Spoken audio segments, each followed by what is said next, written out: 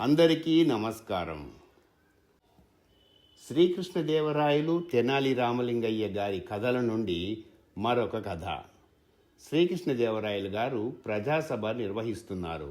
అందరి సమస్యలు విని పరిష్కారాలు తెలిపి ఇక సభా సమయం ముగుస్తుందన్న సమయంలో ఒక ముసలి బ్రాహ్మణుడు హడావిడిగా ప్రజాసభలోకి వచ్చి, మహారాజా, నాదొక విన్నపం.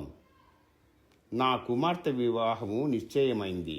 నేను ఒక బీద బ్రాహ్మణుడని, కానీ నా కూతురి పెళ్ళి నేను ఘనంగా చేయాలి అనుకుంటున్నాను. నా జీవితంలో ఇదొక్కటే నా కోరిక. అందుకు 1000 వరహాలు అవుతాయని అంటున్నారు. నా దగ్గర కూడబెట్టిన సొమ్ము కొంత ఉన్నది. మిగిలినది ఎవరైనా సహాయం చేస్తే తరువాత నేను తీర్చుకుంటాను మహారాజా అని అన్నాడు. అప్పుడు శ్రీకృష్ణదేవరాయల వారు, మీరు మీ కుమార్తె వివాహం చెయ్యాలనుకోవడం తప్పు కాదు, కానీ తాహతుకు మించి చేద్దామనుకుంటున్నారు చూడండి, అది ఎంత మాత్రమూ మంచిది కాదు. పెళ్లి ముఖ్యం, కానీ ఇంత ఆడంబరంగా చేయాలనుకోవడం, దానికోసం మీరు అప్పుల పాలవ్వటము, తరువాత మీరు కష్టాలు పడటము, ఇదంతా అవసరమా? వివాహం అయ్యాక మీ పరిస్థితిని చూసి మీ కుమార్తె సంతోషంగా ఉండగలదా అని అడిగారు.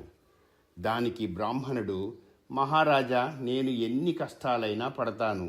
పెళ్లి మటుకు నేను ఘనంగా చెయ్యాలనే అనుకుంటున్నాను అన్నాడు. రాయలవారికి బాగా కోపం వచ్చింది.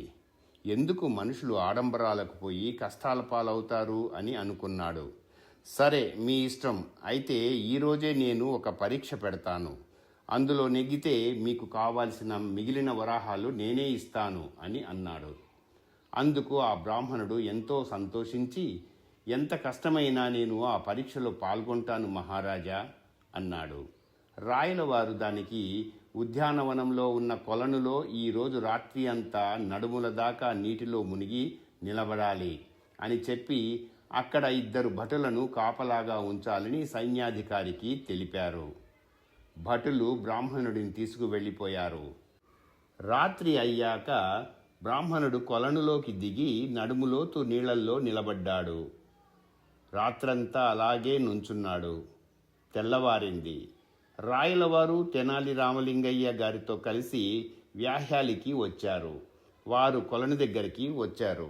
అక్కడ బ్రాహ్మణుడు నీటిలో నిలబడి ఉండడం చూసి అక్కడ ఆగారు. బ్రాహ్మణుడు వీరిని చూసి, మహారాజా, మీరు పెట్టిన పరీక్షలో నేను గెలిచానంటారా? మీరు చెప్పినట్లు నగదు ఇప్పిస్తారా అని అడిగాడు. రాయలవారికి ఆ బ్రాహ్మణుడి మీద ఇంకా కోపం తగ్గలేదు. ఆ కోపంలో, నీవు అంతఃపురంలో ఉద్యానవనంలో వెలుగుతున్న దీపాల నుండి వచ్చే వేడిని అందుకొని కొలంలో నిలబడ్డావు, కాబట్టి నా పరీక్షలో నీవు నెగ్గలేదు. నీకు ఎటువంటి ధనము ఇవ్వడం లేదు అని అన్నారు. బ్రాహ్మణుడు చాలా నిరాశగా చూశాడు. పక్కనే ఉన్న తెనాలి రామలింగయ్య గారికి రాజుగారి నిర్ణయం ఆశ్చర్యాన్ని కలిగించింది. కానీ ఏమనలేదు.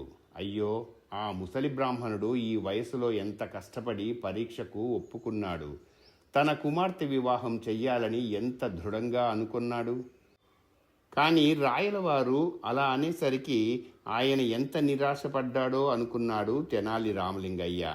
ఎలాగైనా రాయలవారి కోపం తగ్గించి ఆ ముసలి బ్రాహ్మణుడికి సహాయం చేసేలా చెయ్యాలి అనుకున్నాడు. ఒకరోజు తరువాత తెనాలి రామలింగయ్య గారు రాయలవారిని ఇంకా కొంతమంది ముఖ్యులను భోజనానికి రావాలి అని పిలిచాడు. అందరూ తెనాలి రామలింగయ్య గారి ఇంటికి వచ్చారు. అందరికీ రామలింగయ్య గారి అతిథి మర్యాదలు బాగా చేశారు. రాయలవారితో సహా తెనాలి రామలింగయ్య ఏం వంటలు చేస్తున్నాడో ఎప్పుడెప్పుడు తిందామా అని చూస్తున్నారు. అప్పటికే సమయం బాగా గడిచింది.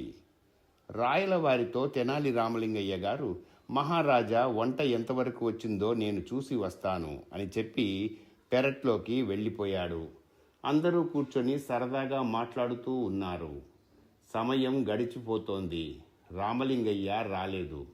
భోజనానికి పిలవనూ లేదు. అందరూ ఇంకా ఎంత సమయం ఇలా వేచి ఉండాలి అని అనుకుంటూ ఉండగా రాయలవారు అసలు తెనాలి రామలింగయ్య పెరట్లో ఏం చేస్తున్నాడు చూద్దాం అని పెరట్లోకి వెళ్ళారు. అక్కడ రామలింగయ్య ఒక చెట్టు కింద కూర్చొని ఉన్నారు.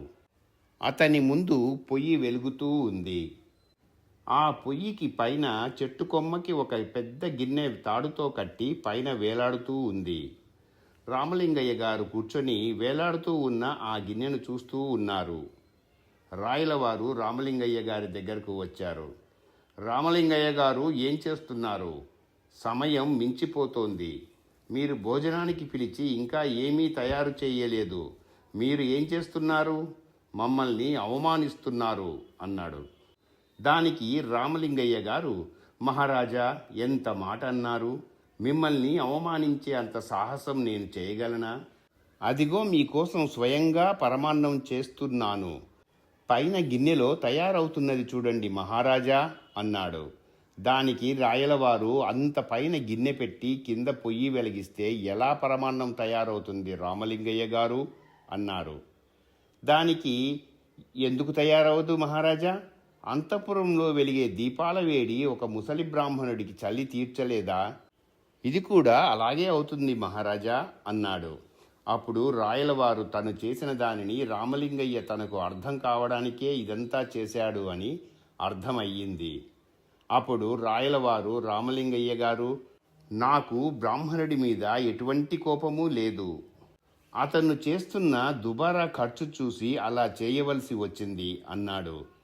దానికి రామలింగయ్య గారు, ఆ విషయం నాకు తెలుసు మహారాజా. కానీ ఆ బ్రాహ్మణుడికి ఉన్న ఒక్కగానొక్క కూతురి వివాహం తాను అనుకున్నట్టుగా చేయడం ఒక్కటే తన జీవిత ధ్యేయంగా పెట్టుకున్నాడు. కాబట్టి చేయగలిగిన సహాయం చేద్దామని అన్నారు. అప్పుడు రాయలవారు, ఆ పని నేను ఎప్పుడో చేశాను రామలింగయ్య. మీ ఇంటికి బయలుదేరే ముందే ఆ బ్రాహ్మణుడి ఇంటికి అతనికి కావలసినంత సొమ్ము పంపించే వచ్చాను అన్నాడు.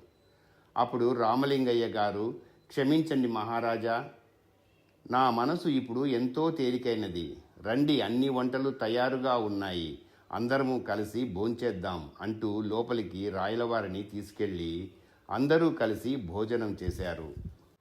రామలింగయ్య గారు చేయించిన వంటకాలు అందరికీ నచ్చి మరీ మరీ వడ్డించుకొని తిన్నారు.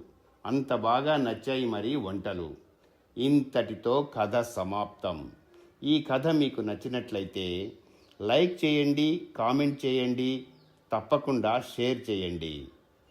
సబ్స్క్రైబ్ చేయడం మరచిపోకండి. అందరికీ ధన్యవాదాలు. ఇక సెలవు.